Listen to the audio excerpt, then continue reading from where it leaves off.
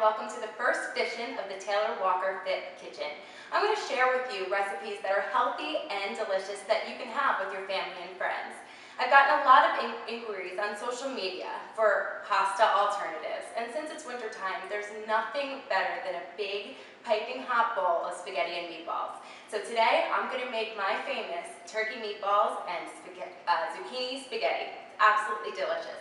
You're going to start with 1 pound of lean ground turkey. You can use the Italian version or just the regular version, and we're going to spice it up. This is just there's no additives to this. It's just plain old ground turkey meat. So we're going to throw that in the bowl, nice and easy. Next, we have a 1/4 cup of parsley. Fresh parsley is better. Get some nice green parsley in there. 2 cloves of chopped garlic. Chop it as fine as you can. If you have the can, that's fine, of chopped garlic, but I like to use fresh. Fresh is always better in a healthy kitchen. Throw that right in there. About a 1/4 cup of chopped onion, same nice and small. It's usually about a half of a yellow onion. Just chuck that right in there. From there, 1 egg. We need something to bind it together. So you crack the egg. Try not to get any shell in there. But the best part about these meatballs is there's no breadcrumbs at all. What I like to use is a half a cup of cooked quinoa. This just adds some extra protein. It's carb free basically because of the lack of breadcrumbs. It's a good carb that we have in here. So we dump that right in. Now I have our tomato sauce. I love contadina tomato sauce. Because I'm Italian, that's kind of what I grew up on, that or tutto rosso. But the best part about this sauce, if you look on the nutrition facts in the back and ingredients, it's strictly tomatoes. There's no citric acid, there's none of that garbage in there, preservatives that are just unnecessary for your body. So we need a tablespoon, a nice tablespoon of tomato paste right in there. And now we're going to add our Italian seasonings. Depending on how spicy you like your spicy meatball, I like them spicy, so I'm going to throw in a full teaspoon of red pepper. So from there, you can measure it, or you can just make it as spicy as you want to. I'm going to spice it up. From there, some fresh ground black pepper. If I get the lid off. Crack that right in there. Again, that would probably be a half a tablespoon. You don't need too much. I don't use salt because we're trying to, decrease the salt intake in our household. From here we have oregano. So dried oregano gives you a little bit more flavor. You're going to dump that in there. Again, about a half a teaspoon, excuse me. And then last but not least, some dried basil. Same thing, about a half a teaspoon of dried basil. So all those Italian seasonings, sometimes you get them all in one mixture, which is great too. But if you don't, these are just fine. Now for the fun part. We have our ball of goodness over here. You're gonna get your hands dirty. I like this part. You get down and you get dirty and you get in there. If your mixture feels very sticky, just throw it back in the refrigerator for about, 5-10 minutes so that it gets nice and cold again. It'll be much easier, much easier to make your meatballs. Okay, this 1 pound of turkey meat should yield about 16 to 20 meatballs, but you want to make them about 1 inch thick in diameter.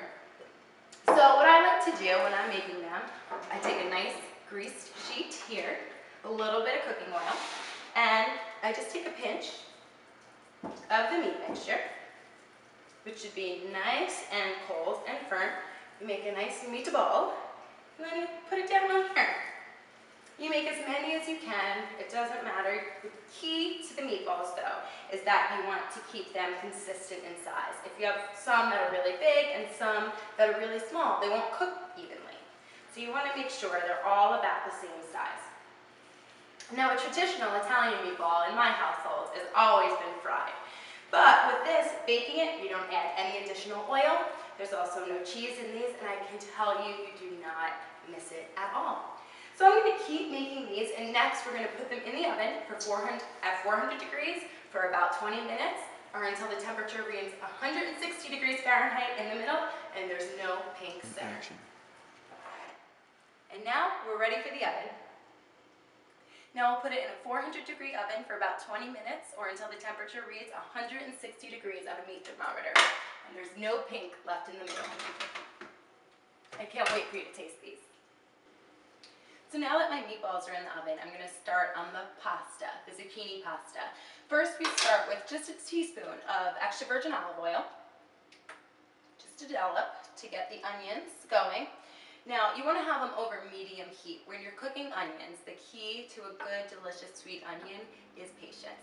Don't put the heat up too high because the onions will most likely burn. You need like about 5 minutes or so for the onions to really get a good sweat, become translucent, which is see-through, and then you know they're nice and tender and the smell won't kick you in the face and you won't start crying everywhere. So we're just going to throw those in with the olive oil, let them sweat down. I like to use a wooden spoon. Maybe it's the Italian in me, maybe it's because I know it won't burn. So we just give those a good mix and let them do their thing.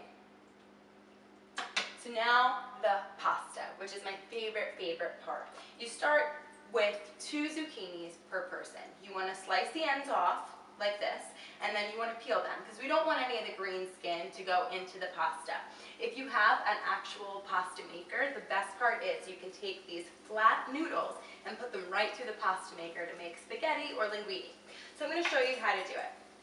You basically think of your zucchini, even though it's a circle, you want to think about it as a square to get as much of these pasta ribbons off as possible.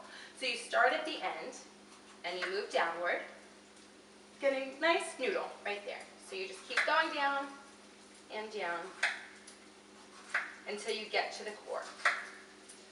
Once you hit the seated core, you want to stop and move on to the next. So from here you go to the next side. You probably can get about 4 to 6 strands depending on how big the zucchini is. And it's really nice and simple. This is something that you can actually do in the kitchen with your kids too, as long as they're old enough that they can hold one of these, a peeler. If they're not old enough to do that, you know, you can give them a different job. But doing this with your kids gets them involved in the cooking process, and I'm sure that they won't miss their butter and noodles either.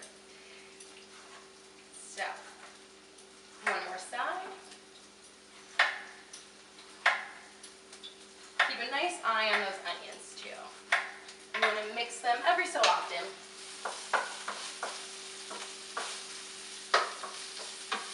I'm going to turn the heat down just a tad.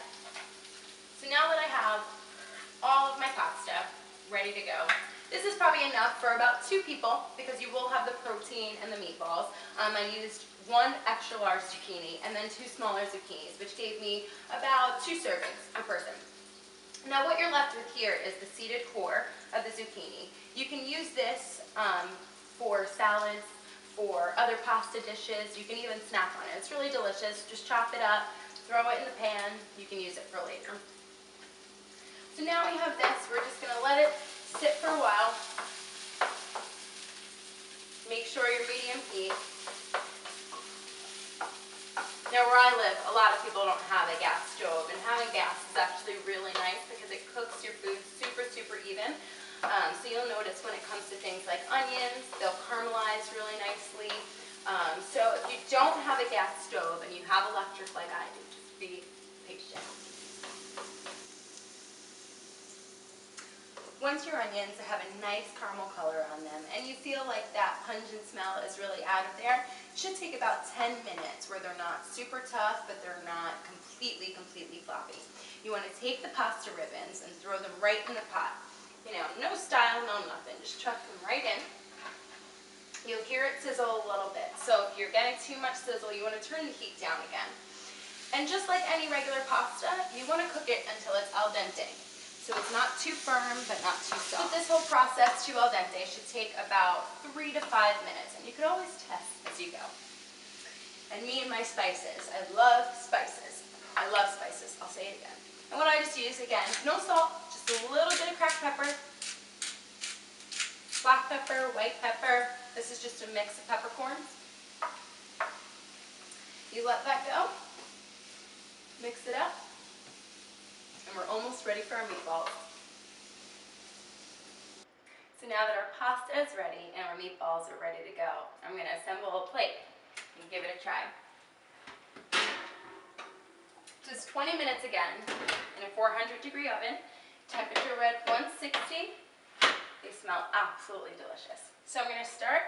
The serving is Just like pasta, about a fistful is all you want. But if you want a little more, the best thing is zucchini. So you can have it in a bowl. I think that's enough for me for right now. We'll get a few meatballs on here. One. I'll go with two. Any kind of tomato sauce, I try to keep it as natural as possible. Fresh tomatoes, crushed tomatoes, basil, onions, and there you have a nice helping of zucchini, spaghetti, and meatballs. Let me give it a try. Follow me on YouTube, Taylor Walker Fit, on Pinterest, and on Instagram. Again, that was Taylor Walker Fit. Thanks for watching.